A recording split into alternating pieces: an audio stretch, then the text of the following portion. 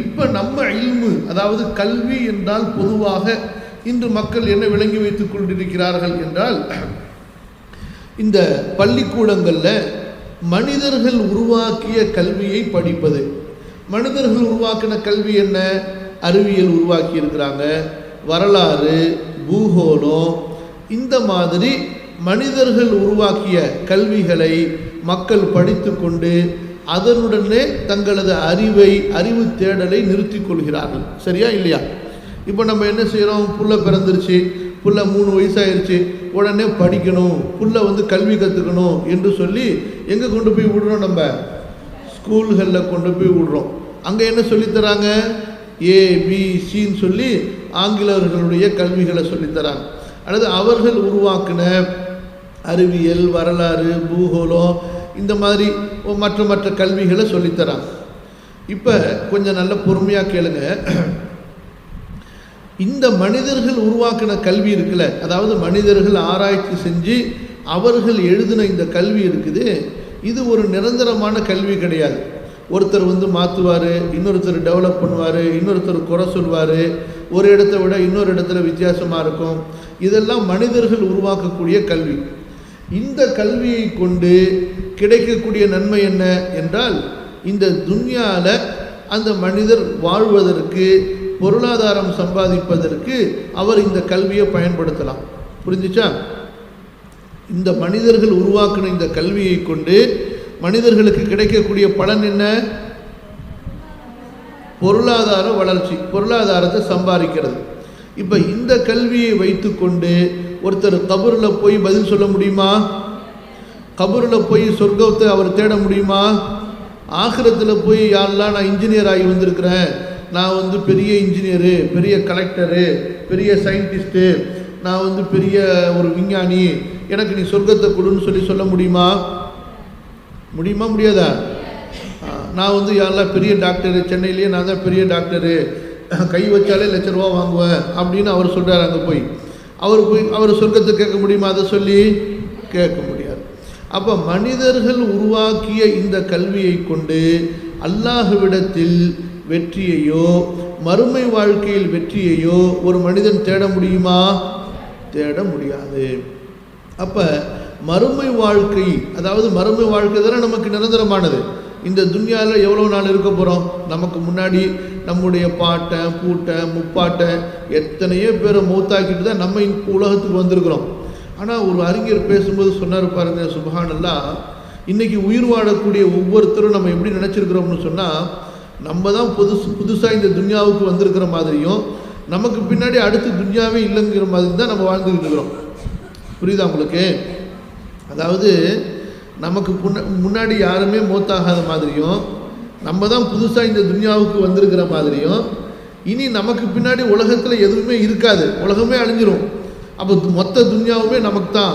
அந்த மாதிரி தான் இந்த துன்யாவை நம்ம அனுபவித்து கொண்டு பேராசை பிடித்தவர்களாக இந்த துன்யாவில் வாழ்ந்து கொண்டு இருக்கிறோம். அப்போ நம்ம என்ன செய்யலை? உண்மையிலேயே மௌத்தை நினச்சி வாழக்கூடியவங்களாக நம்ம இல்லை. இப்போ பாருங்கள், காலையில் எந்திரிக்கிறோம், சாயந்தரம் தூங்குகிறோம், எத்தனை தடவை நம்ம மௌத்தை நினச்சி பார்க்குறோம்? நமக்கு மௌத்து இருக்குது, நம்மளும் மையத்தாக போவோம், நம்மளையும் தூக்கிட்டு போவாங்க. எத்தனையோ பேருடைய மௌத்தை நம்ம கேட்போம். ஆனால் நமக்கு மௌத்து வருமானு சொல்லி நம்ம யோசித்து பார்க்குறது இருக்குது ரொம்ப குறைவான பேர். அதுவும் குறைவான நேரம் தான் யோசித்து பார்க்குறாங்க. அல்லாஹ் பாதுகாக்கணும். இப்போ அதனால தான் ஏற்பட்ட ஒரு பெரிய ஒரு நாசகரமான பின்னடைவு என்ன? இப்போ நமக்கு அல்லாஹ் சுப்ஹானஹு வ தஆலா நிரந்தரமான வாழ்க்கையாக ஆகிரத்துடைய வாழ்க்கையை வச்சிருக்கிறான். அந்த வாழ்க்கை வெற்றி மிக்க வாழ்க்கையாக, சிறப்பான வாழ்க்கையாக அமைவதற்கு எது தேவை என்று தெரிந்து கொள்வது தான் நம்முடைய முதல் அறிவு தேடலாக இருக்கணும். நான் சொல்றது புரியுதா? ஆனால் இன்றைக்கு மக்களுடைய அறிவு தேடல் எப்படி இருக்கு? இந்த துன்யாவில் பணக்காரனாக ஆகிறதுக்கு, இந்த துன்யாவில் பசி பட்டினி இல்லாமல் வாழ்கிறதுக்கு, இந்த துன்யாவில் சிறந்த ஒரு வாழ்க்கை தரம் நமக்கு கிடைப்பதற்கு என்ன கல்வி தேவை? இதை தான் மக்கள் இன்றைக்கி போட்டி போட்டு கொண்டு படிக்கிறார்கள். இன்றைக்கி இன்ஜினியரிங் லட்சக்கணக்கான ரூபா, சிபிஎஸ்சி ஸ்கூலில் லட்சக்கணக்கான ரூபா கொடுத்து, ஸ்கூல்லையே எந்த ஸ்கூலு பெரிய ஸ்கூல், எந்த ஸ்கூலில் டொனேஷன் அதிகமாக கொடுக்குறாங்க கேட்குறாங்க, எதை பற்றியுமே கண்டுக்கிறது கிடையாது. ஏன்னா கல்வி, பணம், பெரிய பணக்காரனாகணும். இதுதான் இன்றைக்கு மக்கள் எல்லாரையும் போட்டு பிடித்து இழுத்து அசைத்து கொண்டிருக்கிறது. அதன் அடிப்படையில் தான் மக்கள் போய் உழுந்து கொண்டிருக்கிறார்கள்.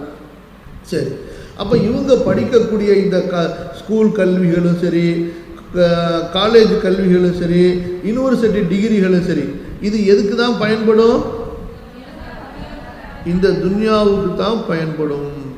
அப்போ இந்த துன்யாவுடைய வாழ்க்கை எவ்வளவு கால வாழ்க்கை? இது ஒரு கேரண்டி இல்லாத வாழ்க்கை இது. சரியா?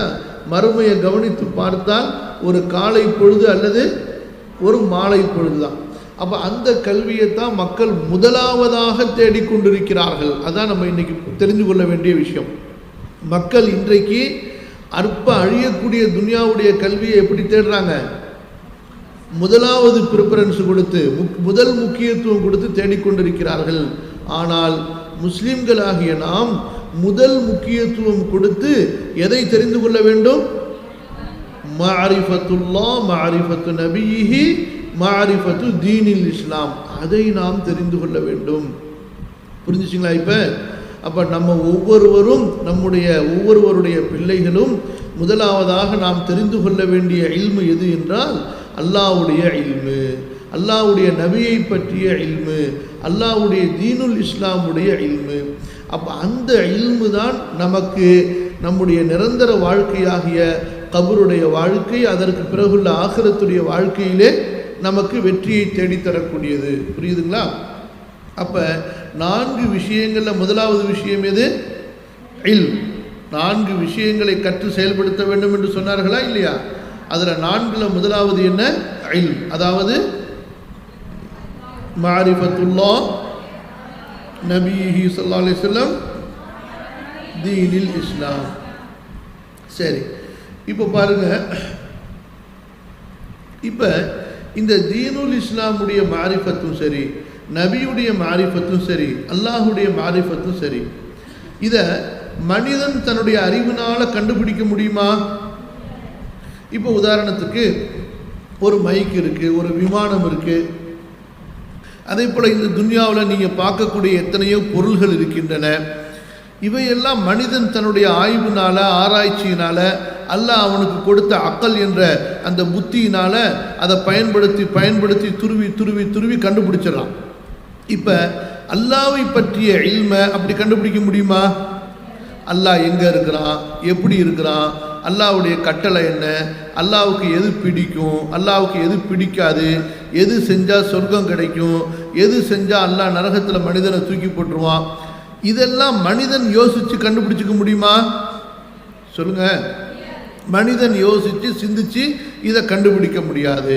அப்போ அதனால தான் இமாம் ரஹ்மத்துல்லாஹி அலைஹி அவங்க சொல்லும் பொழுது மஅரிஃபத்துல்லாஹி வ மஅரிஃபத்து நபிஹி வ மஅரிஃபத்து தீனில் இஸ்லாமி பில் அதில்லதி. சொல்லுங்க. ஆதாரங்களை கொண்டு அறிந்து கொள்வது.